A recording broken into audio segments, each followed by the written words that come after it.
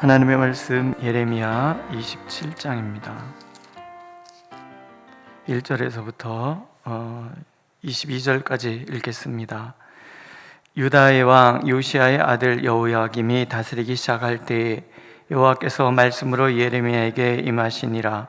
여호와께서 이와 같이 내게 말씀하시되 너는 줄과 멍에를 만들어 내 목에 걸고 유다의 왕 시드기야를 보러 예루살렘에 온 사신들의 손에도 그것을 주어 에돔의 왕과 모압의 왕과 암몬 자손의 왕과 두로의 왕과 시돈의 왕에게 보내며 그들에게 명령하여 그들의 주에게 말하기를 만군의 여호와 이스라엘의 하나님께서 이와 같이 말씀하시되 너희는 너희의 주에게 이같이 전하라. 나는 내 큰 능력과 나의 쳐든 팔로 땅과 지상에 있는 사람과 짐승들을 만들고 내가 보기에 옳은 사람에게 그것을 주었노라. 이제 내가 이 모든 땅을 내 종 바벨론의 왕 느부갓네살 손에 주고 또 들짐승들을 그에게 주어서 섬기게 하였나니 모든 나라가 그와 그의 아들과 손자를 그 땅에 기한이 이르기까지 섬기리라. 또한 많은 나라들과 큰 왕들이 그 자신을 섬기리라. 여호와의 말씀이니라. 바벨론의 왕 느부갓네살을 섬기지 아니하며 그 목으로 바벨론의 왕의 멍에를 매지 아니하는 백성과 나라는 내가 그들이 멸망하기까지 칼과 기근과 전염병으로 그 민족을 벌하리라. 너희는 너희 선지자나 복술가나 꿈꾸는 자나 술사나 유술자가 이르기를 너희가 바벨론의 왕을 섬기게 되지 아니하리라 하여도 너희는 듣지 말라. 그들은 너희에게 거짓을 예언하며 너희가 너희 땅에서 멀리 따놓게 하며 또 내가 너희를 몰아내게 하며 너희를 멸망하게 하느니라. 그러나 그 목으로 바벨론의 왕의 멍에를 메고 그를 섬기는 나라는 내가 그들을 그 땅에 머물러 밭을 갈며 거기서 살게 하리라 하셨다 하라. 여호와의 말씀이니라 하시니라. 내가 이 모든 말씀대로 유다의 왕 시드기야에게 전하여 이르되 왕과 백성은 바벨론 왕의 멍에를 목에 메고 그와 그의 백성을 섬기소서. 그리하면 사실이라. 어찌하여 당신과 당신의 백성이 여호와께서 바벨론의 왕을 섬기지 아니하는 나라에 대하여 하신 말씀과 같이 칼과 기근과 전염병에 죽으려 하나이까? 그러므로 당신들은 바벨론의 왕을 섬기게 되지 아니하리라 하는 선지자의 말을 듣지 마소서. 그들은 거짓을 예언함이니이다. 이는 여호와의 말씀이니라. 내가 그들을 보내지 아니하였거늘 그들이 내 이름으로 거짓을 예언하니 내가 너희를 몰아내리니 너희와 너희에게 예언하는 선지자들이 멸망하리라. 내가 또 제사장들과 그 모든 백성에게 전하여 이르되 여호와께서 이와 같이 말씀하시기를 보라. 여호와의 성전의 기구를 이제 바벨론에서 속히 돌려오리라고 예언하는 선지자들의 말을 듣지 말라. 이는 그들이 거짓을 예언함이니라 하셨나니 너희는 그들의 말을 듣지 말고 바벨론의 왕을 섬기라. 그리하면 살리라. 어찌하여 이 성을 황무지가 되게 하려느냐? 만일 그들이 선지자이고 여호와의 말씀을 가지고 있다면 그들이 여호와의 성전에와 유다의 왕의 궁전에와 예루살렘에 남아있는 기구를 바벨론으로 옮겨가지 못하도록 만군의 여호와께 구하여야 할 것이니라. 만군의 여호와께서 기둥들과 큰 대야와 받침들과 이 성에 남아있는 기구에 대하여 이같이 말씀하시나니 이것은 바벨론 왕 느부갓네살이 유다의 왕 여호야김의 아들 여고니아와 유다와 예루살렘 모든 귀인을 예루살렘에서 바벨론으로 사로잡아 옮길 때에 가져가지 아니하였던 것이라. 만군의 여호와 이스라엘의 하나님께서 여호와의 성전과 유다의 왕의 궁전과 예루살렘에 남아있는 그 기구에 대하여 이와 같이 말씀하셨느니라. 그것들이 바벨론으로 옮겨지고 내가 이것을 돌보는 날까지 거기에 있을 것이니라. 그 후에 내가 그것을 올려와 이곳에 그것들을 되돌려 두리라. 여호와의 말씀이니라. 아멘. 하나님께서 예레미야 선지자에게 줄과 몽에를 만들어서 목에 걸고 시드기야 왕과 그 이스라엘에 와 있는 유다에 와 있는 주변 나라들의 사신들에게 전하라. 오늘 말씀 그렇게 시작이 됩니다. 물론 요시아의 아들 여호야김이 다스릴 때 이 앞에 여호야김이 나오고 뒤에 시드기야가 나오는데 앞에 여호야김은 잘못된 거예요. 그냥 시드기야예요. 그러니까 시드기야 왕 때 그런 일이 벌어지는 거예요. 왜 그렇게 하나님이 보여주라 하는가? 이제 하나님께서 모든 만물의 통치자라는 것을 보여주시기 위함이에요. 오늘 말씀을 통해서 우리가 하나님 앞에서 가져야 될 믿음을 우리가 알게 되죠. 우리에게 절대적으로 필요한 것은 하나님의 뜻을 정확히 알고 그것에 따르는 거예요. 먼저는 하나님께서 모든 것을 정하시고 다스리신다는 믿음이 필요합니다. 5절에 보면 나는 내 큰 능력과 나의 쳐든 발로 땅과 지상에 있는 사람과 짐승을 만들고 내가 보기에 옳은 사람에게 그것을 주었노라, 이렇게 말씀하시죠. 하나님은 모든 만물의 창조주신 거예요. 사람도 만드시고 짐승도 만드셨어요. 우리 눈에 보여지는 모든 것, 보이지 않는 것들까지도 하나님이 다 만드셨어요. 믿으시죠? 이걸 다 만드시고 하나님께서 옳은 사람에게 그것을 맡기시는 거예요. 오늘 보면 느부갓네살 왕을 나의 종 느부갓네살이라고 얘기를 하세요. 이 시대에 하나님께서 종으로 쓰는 사람, 그 사람이 느부갓네살 왕이었다라는 거예요. 말도 안 되잖아요. 이스라엘의 왕이셔야 할 하나님께서 이스라엘 왕에게 모든 것을 맡기셔야 되는데 지금 하나님이 이 역사의 주인공으로, 주역으로 바벨론 왕 느부갓네살 왕을 사용하시는 거예요. 이게 하나님의 주권이라는 거예요. 세상 모든 나라에 각 대통령이 있고 왕들도 있고 그렇지만, 그리고 크든 작든 모든 단초에 지도자들이 있지만 이 모든 것들이 하나님이 세우셔야 서는 것이고 하나님이 세우지 않는 사람은 결코 서지 않는 거예요. 우리 민주주의 사회에서 투표에 의해서 대통령이 선거가 되고 그래요. 사람들이 세웠다고 착각하기 딱 좋은 거잖아요.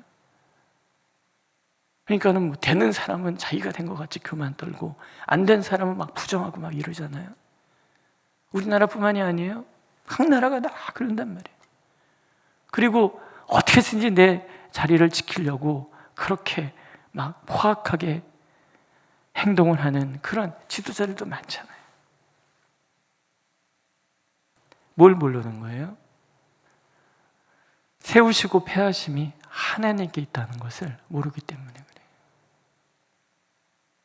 그러니까 오늘 우리가 하나님 앞에서 고백해야 될 것은 하나님께서 모든 만물의 통치자라는 거예요. 지금 이 이야기를 시드기야 왕에게만 하는 것이 아니에요.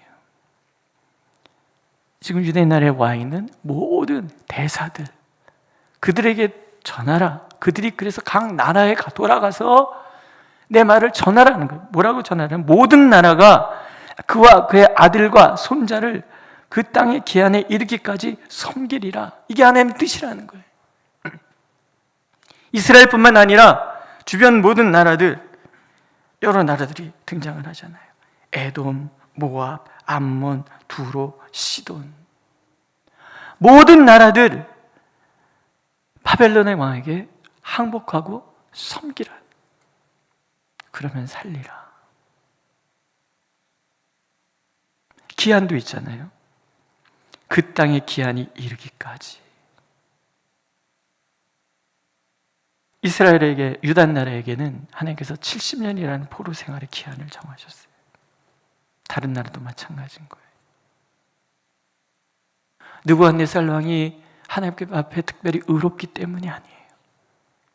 그 시대에 하나님께서 느부갓네살 왕을 그렇게 세우셨다라는, 하나님의 살아계심을 믿고 하나님의 모든 세상의 통치자라는 것을 믿는 믿음을 가졌다면 하나님의 이 정하신 기한을 따르고 순종해야 되는 거예요. 기한이 정해졌다는 얘기는 고난이 영원히 지속되는 것은 아니라는 뜻이잖아요.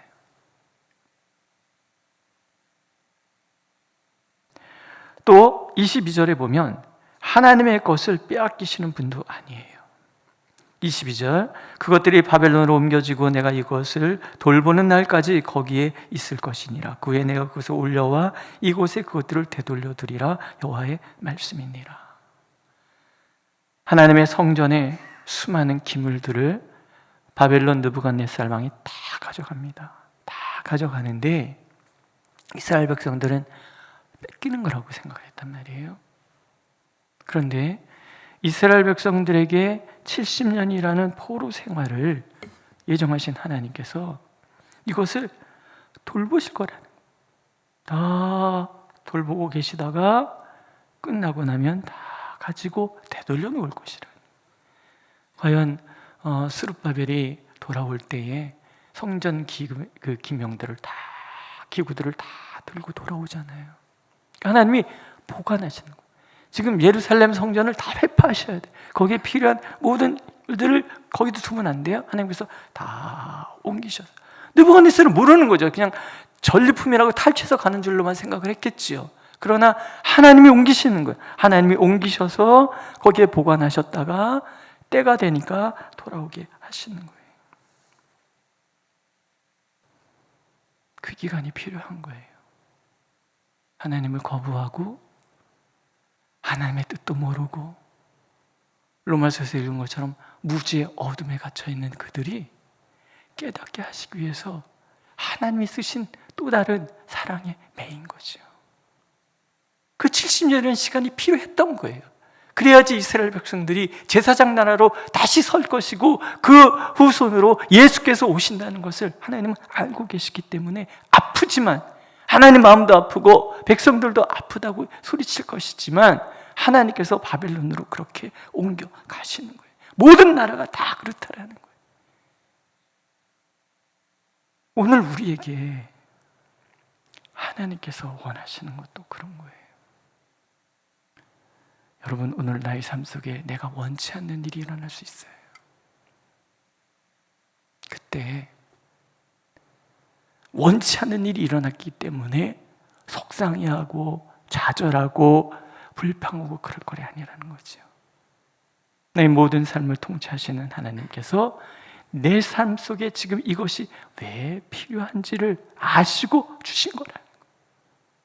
그게 내 남편일 수도 있고 내 아내일 수도 있고 내 자녀들일 수도 있고 내 부모일 수도 있고 내 주변 사람일 수도 있고 그것이 내 사업의 문제일 수도 있고 직장의 문제일 수도 있고 내가 어떻게 그냥 한 것 같이 생각했지만 하나님의 인도하심이고 내가 못해서 좌절하는 것처럼 느껴질지 모르지만 사실은 그 모든 과정에도 하나님은 지금 함께 계신다는 거예요. 설령 그것이 내가 범죄한 것 때문에 찾아온 징계라 할지라도 절망할 필요는 없는 거예요. 하나님의 징계는 항상 정해져 있고 하나님의 긍휼과 자비와 인자는 영원하시기 때문에 그래요.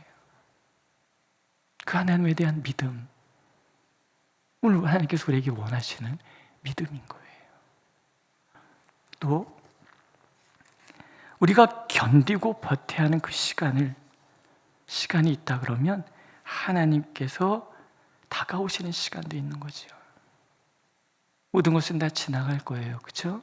모든 것은 다 지나가고 하나님의 은총은 급격하게 우리를 향하여 다가오고 있는 거죠. 두 번째, 내가 원하지 않는 일이 사실은 나를 살리는 것일 수도 있다는 믿음을 우리가 가져야 되는 거예요. 거짓 선지자들이 이렇게 얘기하죠. 너희가 바벨론의 왕을 섬기게 되지 아니할 것이다.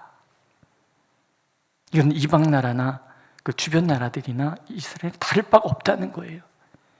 여기 보면 각 나라 선지자, 복술가, 꿈꾸는 자, 술사, 요술자 다 각 나라에 다 있잖아요. 바벨론 왕을 섬기지 않을 것이다 이렇게 얘기를 했다는 거예요. 이스라엘 선지자들, 거짓 선지자들도 바벨론을 섬기게 되지 아니할 것이다. 여호와의 성전의 기구를 이제 바벨론에 속히 돌려보낼 것이다 이렇게 예언을 했단 말이에요. 그러나 하나님은 그 목으로 바벨론 왕의 멍에를 메고 그를 섬기는 날에는 내가 그들을 그 땅에 머물러 밭을 갈며 거기서 살게 하리라. 또 시드기야 왕에게도 말하잖아요. 12절에 보면 내가 이 모든 말씀대로 유다의 왕 시드기야에 전하여 이르되 왕과 백성은 바벨론 왕의 멍에를 목에 메고 그와 그의 백성을 섬기소서 그리하면 사시리라. 살 길을 보여주시고, 근데 내가 원치 않는 방법이잖아요. 항복하는 거, 다른 나라에 지배당하는 거, 포로로 끌려가는 게 어떻게 원하는 거겠습니까? 그런데 거기에 살 길이 있는 거예요. 그 목으로 바벨론의 왕위를 먹이고 그를 섬기는 나라는 내가 그들을 그 땅에 몰러 밭을 갈며 거기서 살게 하리라 라는 것이 하나님의 말씀인데, 그렇지 않을 것이다 라는 것은 내 소원일 뿐인 거예요. 왜? 나를 돌아보지 못하니까. 그러나 그런 거짓 예언은 하나도 성취되지 않았어요. 도리어 하나님의 더 진노를 사서 추방당하고 먼 땅에 가서 고생하는 거죠. 하나님의 모든 성전의 기구도 다 옮겨버리시는 거예요. 내가 원하는 응답이나 방향이 아닌 반대의 것들이 하나님의 응답일 때도 있는 거예요. 믿으시죠? 결국은 내 욕망과 미혹의 소리를 구분할 수 있는 영적 능력이 우리에게 필요한 거예요. 이건 기도하는 데서 오는 거예요. 하나님 앞에 진지하게 서서 그냥 내 소원만 막 털어놓고 있는 동안에는 하나님의 음성이 들릴 리가 없지요. 주여 말씀하옵소서 제가 듣겠나이다. 이 마음으로 하나님 앞에 서는 거지요. 내 마음에 있는 소원을 얘기할 수 있어요. 그러나 소원만 막 얘기하고 벌떡 일어나서 가면은 아무 의미 없지요. 얘기하고 주여 제 소원은 이러하오나 말씀하옵소서. 하나님의 뜻이 무엇입니까? 기도하는 게 중요해요. 그러면 이사야 선지자를 통해서 말씀하시잖아요. 하나님이 뒤에서 이것이 바른 길이다 라고 가르쳐 주실 거라는 거예요. 또 다윗의 고백처럼 내가 인식하지 못하는 중에도 하나님께서 자기 이름을 위하여 의의 길로 인도하시겠다라는